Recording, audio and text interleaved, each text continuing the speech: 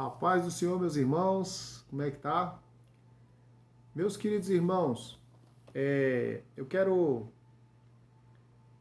dizer aos irmãos que devido a esse surto de vírus que estamos tendo aí nesses últimos dias, tivemos a necessidade de estar gravando as pregações, né? Eu optei em gravar devido a minha dificuldade em fazer ao vivo, na live.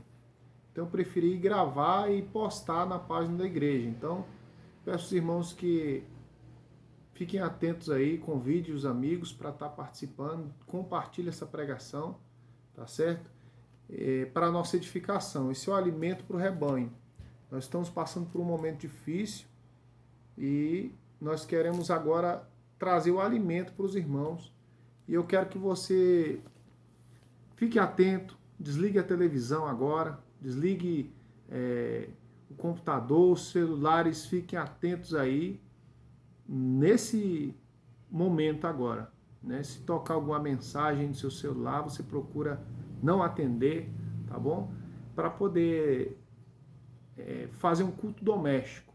Esse é um culto doméstico. Cante seus louvores, faça suas orações aí e ouça a palavra do pastor, que é muito importante, tá certo?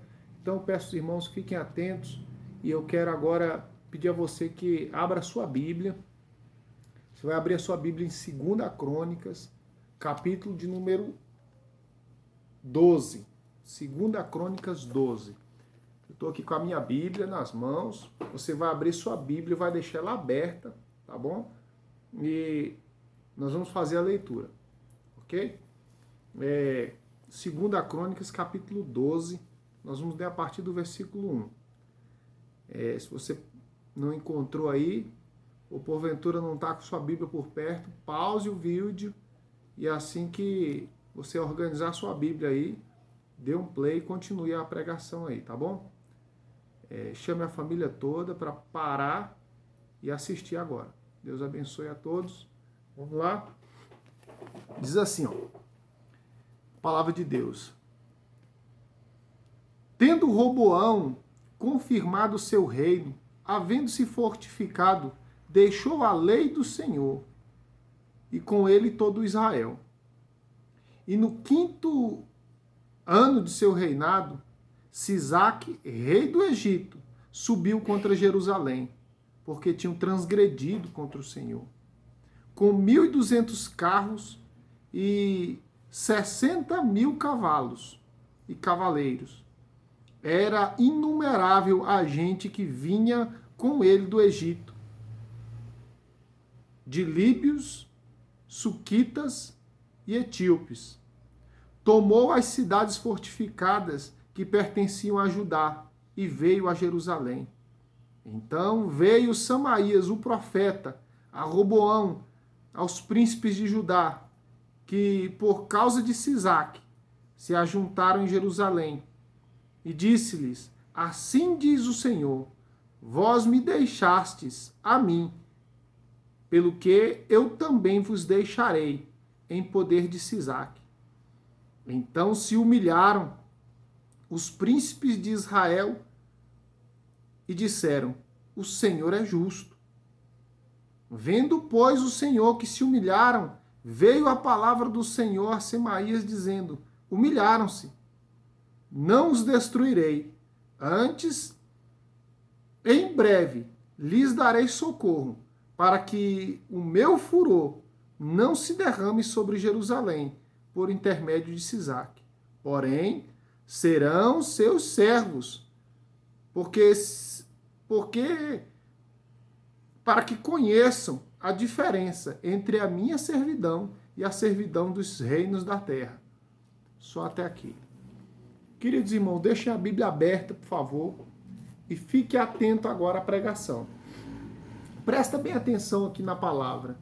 Veja só, aqui está falando a respeito do reinado de Roboão. Roboão era filho de Salomão, um rei, um líder, que veio a liderar o povo de Deus e começou a reinar até muito bem. cometeu alguns erros no começo, depois se acertou e começou a reinar bem. O reinado dele era um reinado bom, um reinado seguro, um reinado que teve prosperidade. Principalmente, uma grande prosperidade nos 3 primeiros anos. No 4º ano foi muito bem, mas no 5º acontece aqui uma situação desfavorável. Eu quero que você volte os seus olhos aí de novo para a Bíblia e olha só o versículo de número 17 do capítulo anterior, do capítulo 11. Olha o versículo 17. Assim fortaleceram os reinos de Judá e corroboraram com Roboão, filho de Salomão, por 3 anos, porque 3 anos andaram no caminho de Davi e de Salomão. Por 3 anos eles foram muito bem. No 4º ele se esfriou, deu uma parada. E olha o que aconteceu. Parou no 4º ano e entrou num estado de comodismo. E é sobre isso que eu quero falar. Sobre comodismo espiritual. O fato de você se acomodar, o fato de você parar na sua caminhada. O risco que você está correndo. Nós estamos agora diante de uma situação que, se você parar agora, se você entregar os pontos agora, pode acontecer coisas gravíssimas.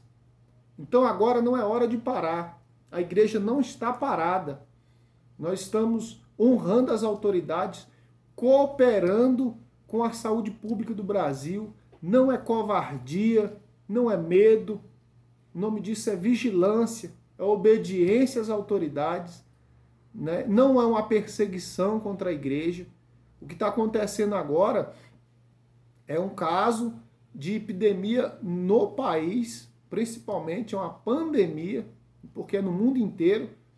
E nós estamos diante de uma situação que precisa de consciência.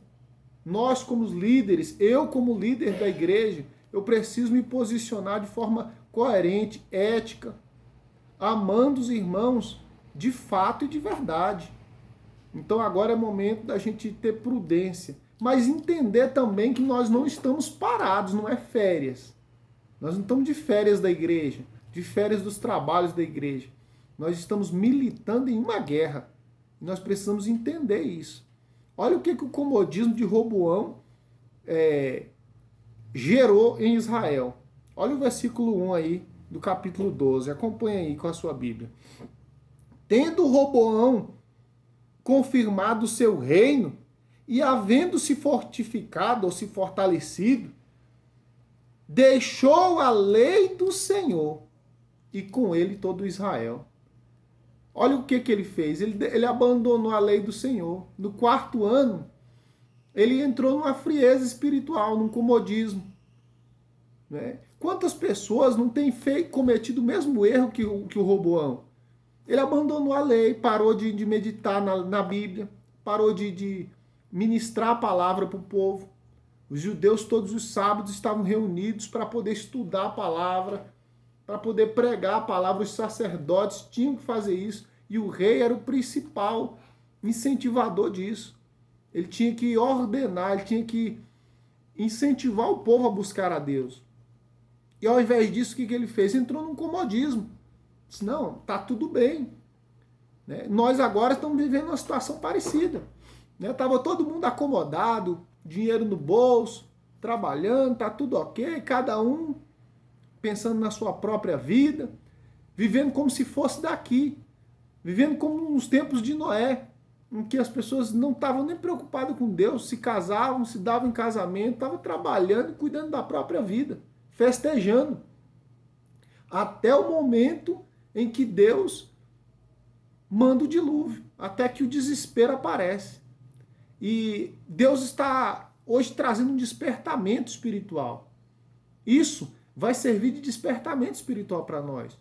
Olha o que aconteceu.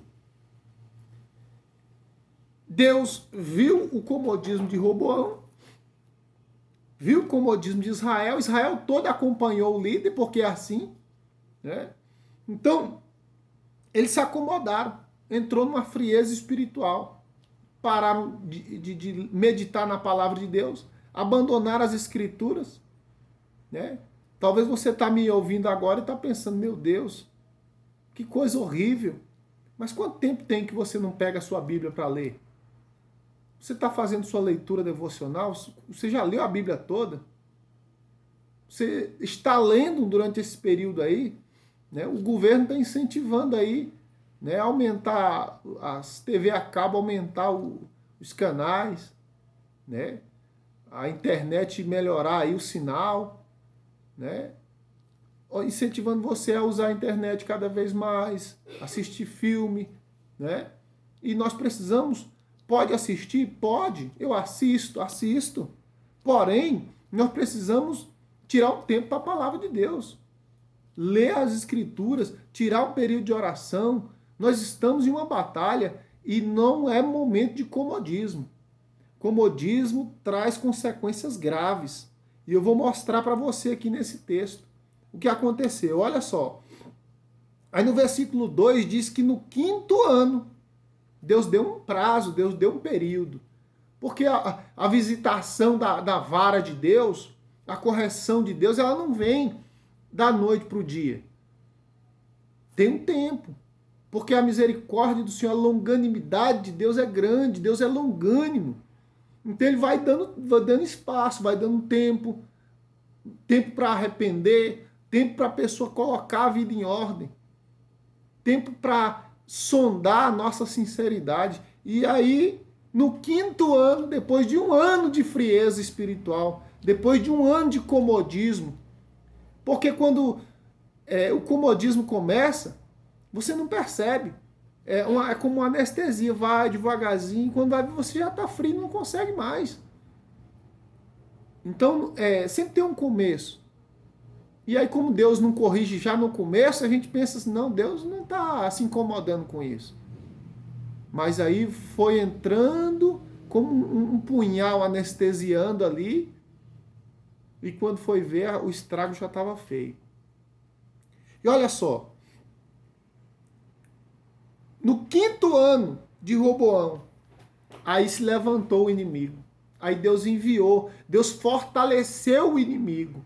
Você vai ver sempre isso na Bíblia. Quando o povo de Deus pecava, Deus fortalecia o inimigo. Quando o povo de Deus pecava, Deus levantava e dava força para o inimigo para poder afligir o povo de Deus. Aí o Sisaque, o rei do Egito, se levantou contra Israel. E foi lá em Jerusalém, foi em Judá, no reinado de Roboão, para poder destruir aquela nação. Olha o versículo 4. E tomou todas as cidades fortificadas que pertenciam a Judá e Jerusalém. E começou uma invasão, começou uma destruição. Agora para pensar, irmãos. Às vezes, irmão, coisa que você durou a vida inteira para construir, por causa de uma frieza espiritual, acaba tudo. Coisas que demorou anos e anos para você construir. Um ministério, né? O seu ministério, a sua chamada, demorou tanto para você chegar onde você chegou. Na sua vida espiritual, na sua caminhada, na sua trajetória, demorou tanto tempo para você chegar onde você chegou. E de repente, tudo isso pode ir por água abaixo por causa de uma frieza, de um comodismo. A palavra de Deus para você hoje é essa: não se acomode. Não se acomode. Não entregue os pontos. É importante que você entenda isso. Não entregue os pontos, não. Fica firme. Continua orando. Mesmo sem vontade, mesmo sem força, vai gemer. Vai se humilhar na presença do Senhor. Leia a Bíblia. Não leia correndo, leia devagar. Leia só um capítulo, leia 2 capítulos, 3, o quanto você conseguir. Leia, medita na palavra, busque ao Senhor. Não abandone a lei por comodismo. Não abandone a palavra de Deus, não abandone a oração, não abandone o congregar, não abandone os princípios que você aprendeu. Por causa de um ano de frieza espiritual, ele botou tudo a perder. Ele colocou uma nação a perder. Ele colocou um reinado de sucesso a perder. Ele estava indo muito bem, porque é sempre assim. As bênçãos de Deus, elas estão atreladas à obediência, elas estão atreladas à diligência, à perseverança. Tudo que ele fez, ele botou a perder em 1 ano de frieza. Aí é o que aconteceu no versículo 5. Acompanhe aí, por favor. Então veio Semaías, era um profeta, o profeta a Roboão e aos príncipes de Judá. E por causa de Sisaque, se ajuntaram todos em Jerusalém. E o profeta disse assim para eles, ó, assim diz o Senhor, vós me deixastes, e por isso eu também vos deixarei, e vos entregarei na mão de Sisaque. Olha só, Deus só tem compromisso com quem tem compromisso com Ele. Você tem compromisso com a oração? Você tem compromisso com Deus? O Deus da oração? Você tem compromisso com a palavra de Deus? Você tem um compromisso com Deus? Você é uma pessoa compromissada com Deus? Olha só, o compromisso aqui de Roboão tinha acabado. Compromisso com Deus. E ele disse, olha, vocês me deixaram. E eu também vos deixarei. Porque quem precisa de Deus somos nós. Se você deixar Deus, não fica pensando assim, não, eu abandonei Deus, mas Deus nunca me abandona. Deus é fiel. Deus sempre vai permanecer fiel, porque aí usa até o texto, né, de Timóteo, dizendo, se permanecermos infiéis, se formos infiéis, ele permanece fiel. Mas ele é fiel a ele mesmo. Ele é fiel a ele mesmo, ele não é fiel ao infiel. Entenda isso. Se você for infiel, se você abandonar o Senhor, Ele também te abandona. É importante que você entenda isso.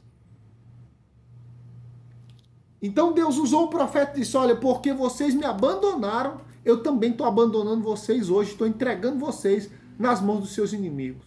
Eu vou permitir que o inimigo os aflija. E se vocês não se arrependerem, ele vai destruir vocês. Está entregue. Porque Deus entrega também. Se você não tem compromisso com a doutrina na sua igreja, se você não tem compromisso com os cultos da sua igreja, se você não tem compromisso com a palavra de Deus, se você não tem compromisso com a oração, você pode dizer que é uma pessoa compromissada com Deus? Você pode se declarar povo de Deus?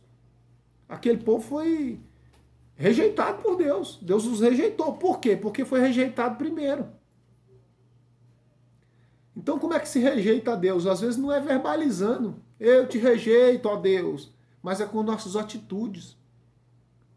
É com o nosso comportamento, o comportamento de comodismo. Eles se acomodaram porque estava tudo bem. E por isso veio a disciplina. A vara de Deus veio por isso. Por causa do comodismo.